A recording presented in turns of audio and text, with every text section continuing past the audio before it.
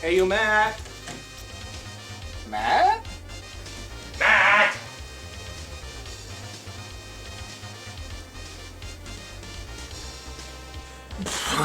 I guess I'll wait for him. What should I do while I wait? I could rewatch Guilty Crown. Or play DuckTales. Or should I just make a video? I guess I'll do that. The top 10 best video games of all time, in my opinion. Rules. Only one game per franchise, so I can't be like, Final Fantasy 1 through 10, I'm done! And number 2, I have to have a real reason or a story behind why I like the game. I can't just say because or just because I like it. Conker's Bad Fur Day. This is one of those games that you'll either love or hate. In my situation, I effing love it. I've never played the original game. I played it on the Xbox remake, and I still had a great time. Yes, there's this huge thing about how the remake people say it's not true to the original and the censoring is totally unneeded. And yes, I do agree that how the censoring kind of made the game less funny for me in the end. But the game as a whole just has this whole vibe about it that just makes you want to keep going on. Just exploring this world either in that barnyard area or the Pooh Village as I call it. It's just one huge big ride. And plus one of the bosses is an opera singing giant Pooh. I mean, come on. Yes, I know everyone brings up the Great Mighty Pooh, and that's just what makes him so memorable. When have you seen another boss like him? Nowhere, that's where. But altogether, it's a funny adventure with a bunch of movie references, and it's also got this huge thing about how parents would buy the game for their kids, thinking it was a kid-friendly game, and getting angry because it's naughty. I mean, not only does it have the M rating on it, but has another warning at the bottom saying this game isn't for kids. So Conker's Bad Fur Day gets number 10 on my list. Now, Digimon has a special place in my heart. Not only is it one of my favorite childhood series, but the game. Oh, this game. Feels, man!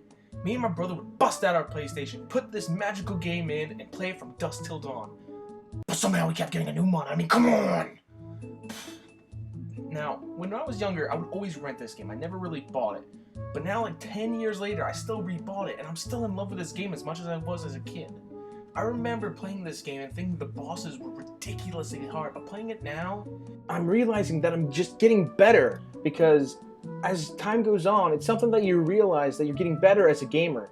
You're just playing an old game that you remember having a hard time at, and just beating it, and you just feel more accomplished just for doing it because you remember that you're having such a hard time. And this is one of those games where you pick it up, you get your monster, defeat the evil, and bring peace back to the island, and it's just one of those games that you can't miss. It's a classic that you shouldn't overlook.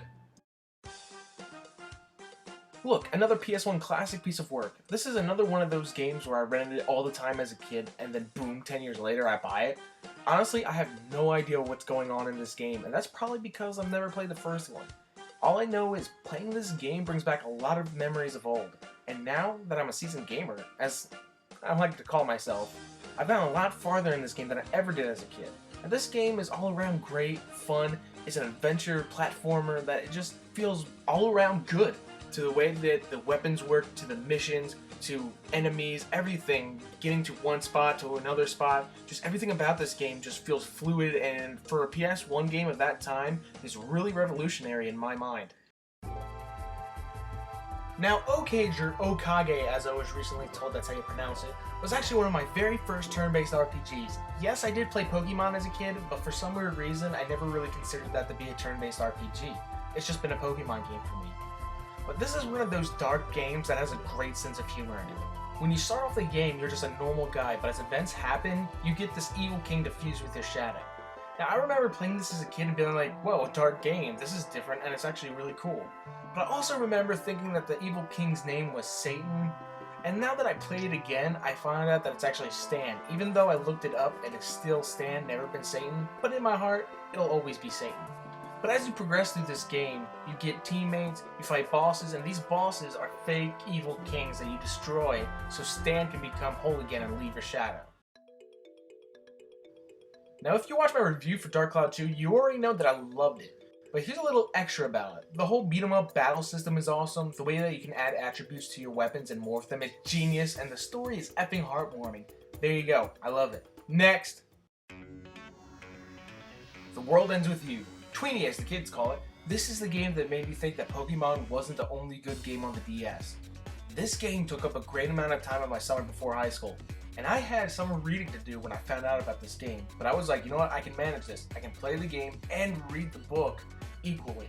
Nope, barely got any reading done, and then by the time I did start writing my report, I accidentally named the main character Neku so many times it was ridiculous. I didn't even realize that I did that until the day before school, so I lucked out.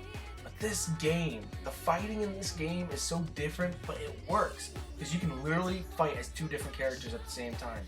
Yes, it does sound really hard, but you know, you can just stop playing as the top screen character and just keep going as Neku. So it's not really like they're being like, hey, you gotta do it. And the originality of this game is so crazy that I can't believe that Square Enix really hasn't made a sequel to this game yet. It's really surprising. So Square Enix, if you're watching this, totally make The World Ends With You too, because we really want it.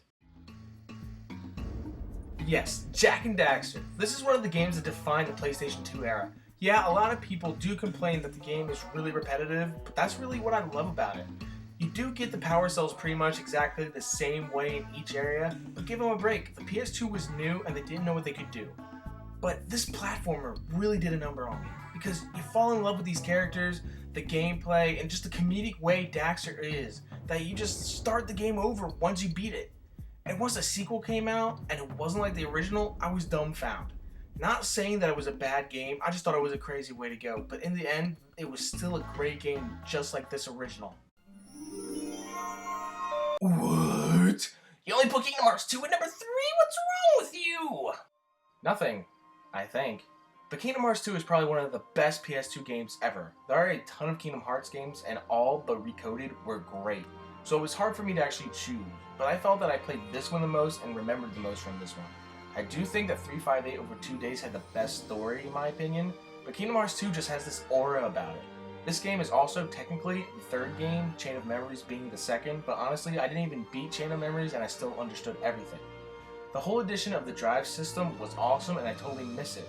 They haven't put it in any other game, which surprises me, but I have a feeling that in Kingdom Hearts 3 it'll make a comeback. Now, I'm not gonna lie, I am a huge Kingdom Hearts fanboy. Hell, me and my friends in grade school would just use our whole lunch period to talk about it and tell each other new stuff that we found out. And even in high school, I met one of my best friends because of Kingdom Hearts. So in short, this game is amazing. Okay, so I was going to show you how awesome Legend of Zelda Majora's Mask was, but turns out my cartridge is broken, I can't record it, and yeah, I can't really do anything about it. So it's an awesome game, and you guys should play it, and it's awesome. It's the best Zelda ever. Yay! Persona 4 Golden is what I play when I'm bored. Happy, sad, angry, whatever. This is the perfect game for me, just because of everything it is. And I can't be the only one thinking this, because it's so popular. I mean, there are so many things for this game. Like, there's the game, the fighting game spin-off, the remake, the anime, the figures, the shirts, the plushies, the wall scrolls, the keychains, the blankets, the mugs, the slippers, the lighters. I mean, come on, that's awesome! And don't even get me started on the music. I mean, when I hear Reach Out to the Truth, I freak out more than when I listen to Skrillex. Please forgive me, but this song is copyrighted, so you cannot use it in your video. Please go without the song. Oh God, no. Oh God, I should have let him use it. Oh God, no! This game just has that combination of a great story, gameplay, atmosphere, and hell, even the dating sim and events that just makes the game so much better. I was one of those guys that was like, Persona 4 can't be better than Persona 3, impossible! But then I played it, and I just fell in love. Not saying that Persona 3 is any less of a game, I'm just saying that I liked Persona 4 a tad bit better. But besides that, they made Persona 4 just so much better with Golden. I mean, they took the original game and added so much stuff to it. They added a new character that made the game so much better. 2 new social links, new personas, new cutscenes, and more time to play it. Also, there's a freaking new dungeon. I mean, there's so much to this game, and it's so good. If you haven't played it and want a reason to buy a PS Vita, this is that reason. Now that I think about it, this isn't Matt's house. Who are you? What are you doing in my house? Who is this new foe, and what does he want with Gears? Will Gears be able to make it out alive? And will Guitarist ever make his own top 10? Find out next time on Dragon Ball Z. Hey guys, thanks for watching. If you liked my video, click the like and subscribe buttons. And in the comments below, put down what you think are the best top 10 video games of all time. And if you like this video, then these two videos are probably the ones for you as well. Again, thanks for watching. You guys have a great day.